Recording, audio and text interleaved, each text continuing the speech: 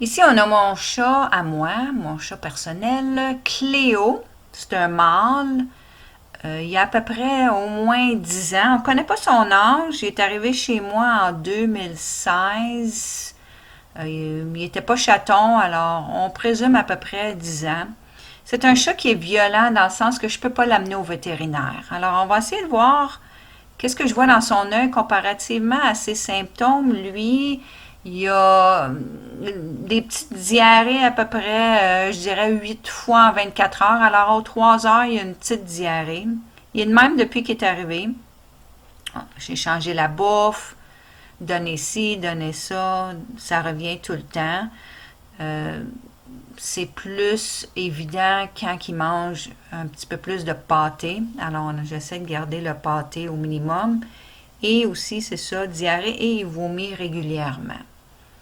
Alors, si je pourrais l'amener au vétérinaire, je le ferais, mais malheureusement, c'est un chat. Pour l'amener au vétérinaire, je dois engager un professionnel pour le mettre dans un transporteur parce qu'il devient excessivement violent. Moi, je peux juste y flatter un petit peu entre les oreilles, puis c'est tout. Je ne peux pas le prendre, je ne peux pas y toucher. Alors, pour l'instant, c'est comme ça. On va voir s'il y a un lien avec vomissement, diarrhée dans son œil, sans faire de diagnostic. C'est juste des opinions que je donne. On peut voir dans ses yeux, premièrement, il y a beaucoup de foncé, beaucoup de noir. Hein? Alors, noir, c'est toujours un état dégénératif. Alors, il doit avoir un peu de destruction de tissu dans les organes, peu importe. C'est la première chose qu'on peut voir. Le côté droit semble un peu plus foncé que le côté gauche. Droit et gauche, c'est jamais pareil parce que le côté droit, c'est toujours la génétique transmise du père et le côté gauche, c'est toujours la génétique transmise de la mère. On va commencer avec le côté droit. Qu'est-ce qu'on peut voir? Qu'est-ce qu'on voit qui est évident? Sans connaître de diagnostic, comme j'ai dit, lui, il n'a jamais été au vet, mais il a été opéré.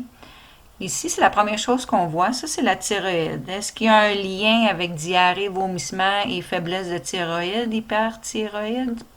Peut-être, hein? Peut-être.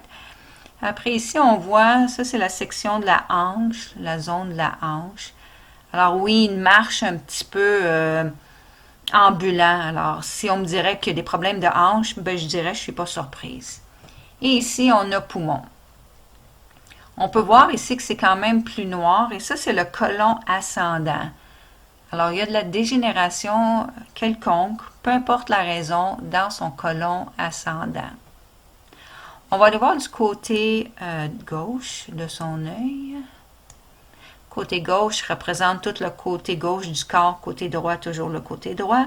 La première chose ici qu'on voit, encore poumon. Alors, il y a deux taches qui nous indiquent qu'il y a une faiblesse dans les poumons. C'est pas un chat qui a des problèmes respiratoires à ce que je sache ou des grippes, peu importe. Alors, la faiblesse est quand même là. Elle peut sortir dans quelques années où elle est là, mais moi je la vois pas. Ici encore, on a la hanche. Alors, deux fois la hanche. On peut voir qu'il y a des problèmes de hanche. Qu'est-ce qu'on remarque plus intéressant ici, c'est les petits sillons. Alors, les petits sillons, ça ici, c'est tout l'estomac. Les petits sillons représentent souvent, on appelle ça en anglais the leaky gut syndrome. Alors, l'intestin poreux, qui va dire, qui arrive souvent parce qu'on mange quelque chose qui est toxique ou qu'on ne digère pas. Lui, avant d'arriver chez moi, je ne sais pas qu'est-ce qu'il y avait, s'il était dehors et il mangeait toutes sortes de cochonneries. Chez moi, il mange la bouffe, mais je le vois souvent en train de grignoter sur du tapis ou des couvertes. Alors, quand je dis peut-être qu'il mange quelque chose de toxique ou qu'il ne digère pas, disons que ça a de l'allure. Parce que moi, je l'ai vu de mes yeux propres en train de manger des couverts. Qu'est-ce que tu fais? Alors, c'est ça pour lui. Le leaky gut syndrome, l'intestin poreux, c'est quand les pores de l'intestin deviennent plus larges, puis les toxines puis les nutriments passent à travers et vont dans le sang. Ça peut causer des allergies et des carences. Alors, tous les gens que j'ai vus qui ont des allergies ont tous ce signe-là ici euh, parce que la nourriture, les nutriments et les toxines passent à travers parce qu'ils ont un leaky gut syndrome.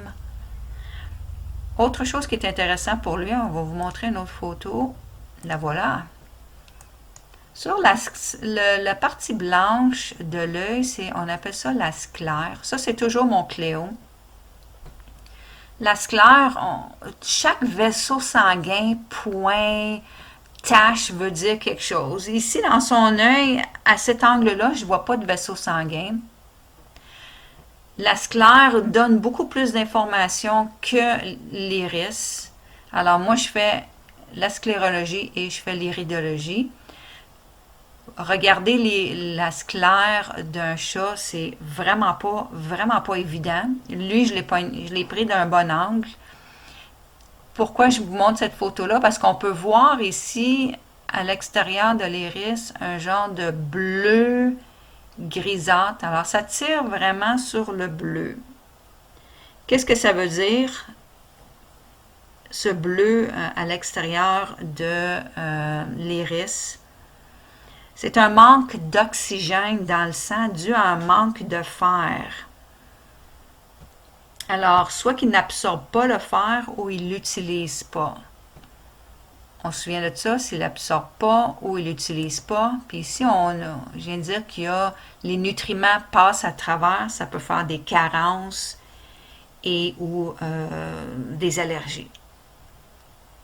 Alors, qu'est-ce qui causerait la diarrhée chez lui fréquente sans faire de diagnostic parce que je ne peux pas aller au vétérinaire? Ben déjà ça ici en partant au niveau de l'estomac, au niveau des intestins, il y a une faiblesse. Ici, on peut voir que c'est noir. Ça, c'est le côlon ascendant. Thyroïde, c'est une possibilité. Alors, on a des possibilités. Si j'avais à conseiller quelque chose, je le mettrais sur des probiotiques pour commencer et des enzymes digestives. Vu qu'il n'est pas tolérant au pâté, même la pâté de bonne qualité, du Royal Canin, ou vraiment des bonnes cannes de conserve sans poisson, parce que c'est sûr, la première chose qu'on fait, c'est un chat de la diarrhée, ben arrêtez le poisson. Il y a quand même la situation se trouve pareille. Alors, on a tout fait, canard, pas de poisson, pas de poulet. On a tout essayé pour lui, puis c'est vraiment pas évident. Il y a des moments où ça s'est plus formé. Tu essaies de demander qu'est-ce qu'on a fait, puis il y a tellement de choses des fois qu'on ne peut pas le savoir. On a remarqué que plus que les chats mangent de la nourriture avec le poisson dedans, plus que ça crée des problèmes de thyroïde à la longue. Alors ça, c'est qu'est-ce que j'ai vu. C'est pas diagnostiqué, c'est pas dit d'un vétérinaire. Moi, je fais juste vous dire, avec toutes les années que je travaille avec les chats, plus qu'ils mangent du poisson, plus qu'ils se ramassent à la fin avec des problèmes de thyroïde. Plus qu'un chat mange sec, de la bouffe sèche, plus qu'il se ramasse avec des insuffisances rénales. Alors ça, c'est les deux choses que j'ai remarquées. Alors pour lui, on n'ira pas plus loin, il n'y a pas d'autre chose à dire. Définitivement, il y a quelque chose avec tout son système digestif de A à Z, là.